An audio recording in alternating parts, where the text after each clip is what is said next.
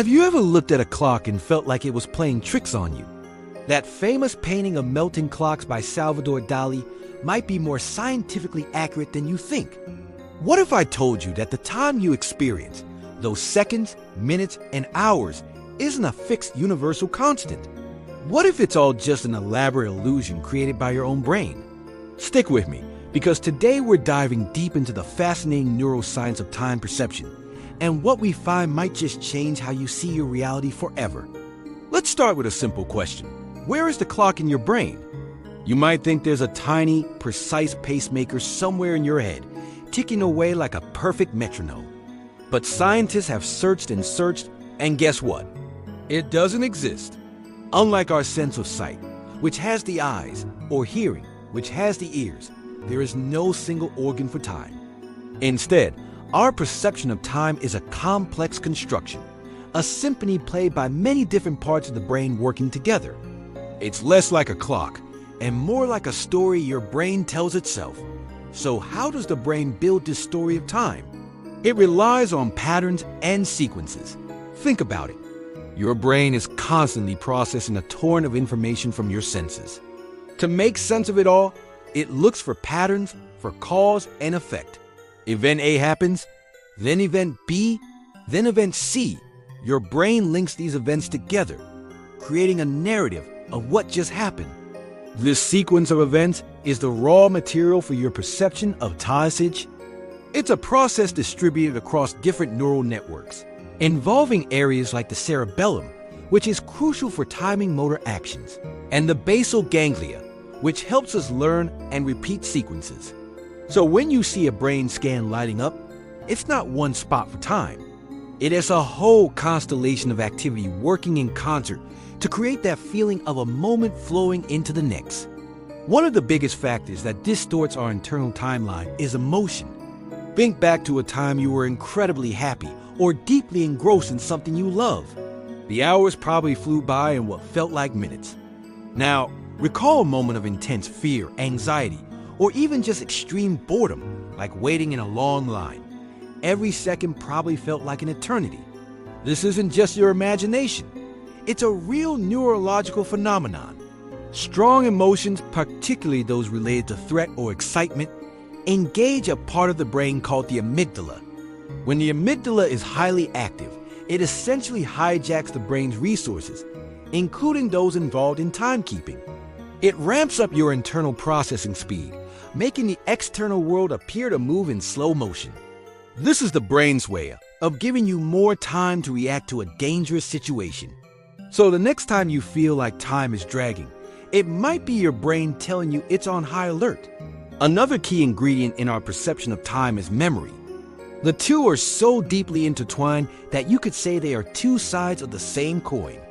The rule of thumb is this: the more new memories you form within a given period, the longer that period will feel in retrospect. This explains the holiday paradox.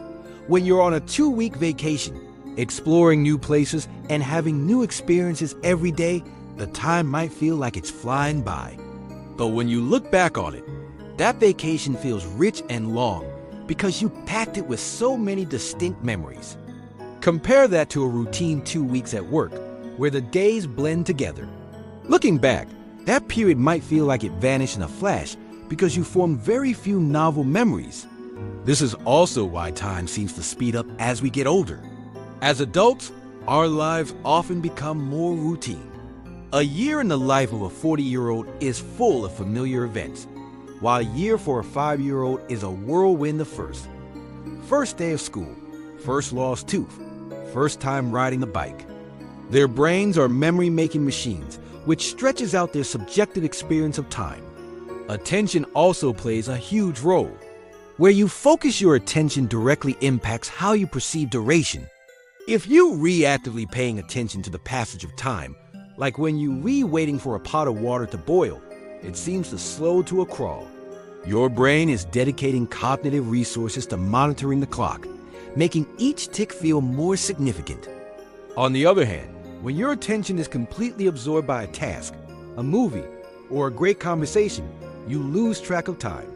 This is because your attentional resources are being used for the task at hand, not for internal timekeeping. It's the state of flow that athletes and artists talk about, where you're so immersed that your sense of self and your sense of time just melt away. Your brain effectively stops running its internal clock program because it's busy doing something more interesting.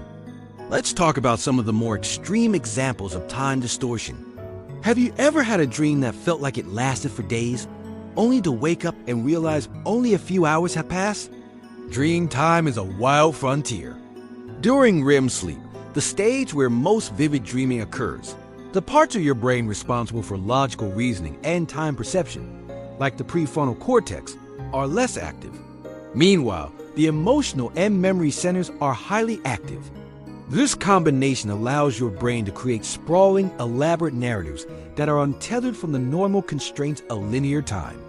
Events can happen out of order, timelines can loop, and a few minutes of real-world sleep can contain what feels like an epic saga. Then there's the adrenaline-fueled, slow-motion effect often reported during life-threatening situations like a car crash. People often say it felt like the world slowed down, allowing them to see every detail. As we touched on earlier, this is a very real survival mechanism. Under extreme stress, the brain releases a flood of adrenaline. This doesn't actually slow down the external world, of course. Instead, it turbocharges your brain's processing speed. You're taking in sensory information and forming memories at a much faster rate than normal. So when you play that memory back later, it contains so much more detail per second that it feels like it happened in slow motion. It's a memory density illusion, a trick your brain plays to help you survive. So where does this leave us? From our emotions to our memories, from our focus of attention to the bizarre world of our dreams, it's clear that our experience of time is incredibly flexible and subjective. It stretches and it shrinks, it flies and it crawls, all depending on the state of our brain. There's no single objective now that we all experience in the same way. The steady, ticking clock on the wall is a useful social convention, a tool we invented to synchronize our lives. But the time you actually live, the time you feel, is a personal, dynamic, and ultimately illusory construction of your own mind. Time as you perceive it is a story. It's a narrative woven from the threads of memory, emotion, and attention by the master storyteller that is your brain. Realizing this can be incredibly empowering. It means that to some extent, you can influence your own perception of time. Want to make your life feel richer and longer? Seek out new experiences, learn new skills, and break your routines to create more distinct memories. Want to make tedious tasks feel shorter? Try to find a state of flow, or immerse yourself in something else. Time may be an illusion, but it's the most fundamental illusion of our existence. Understanding how it works is the first step toward becoming the master of your own reality. Thank you so much for joining me on this journey through the mind's clock. If you found this as fascinating as I do, make sure to hit that like button and subscribe for more deep dives into the mysteries of the brain. Let me know in the comments below about a time when your sense of time felt completely distorted. I'd love to read your stories. Thanks for watching, and I'll see you in the next one.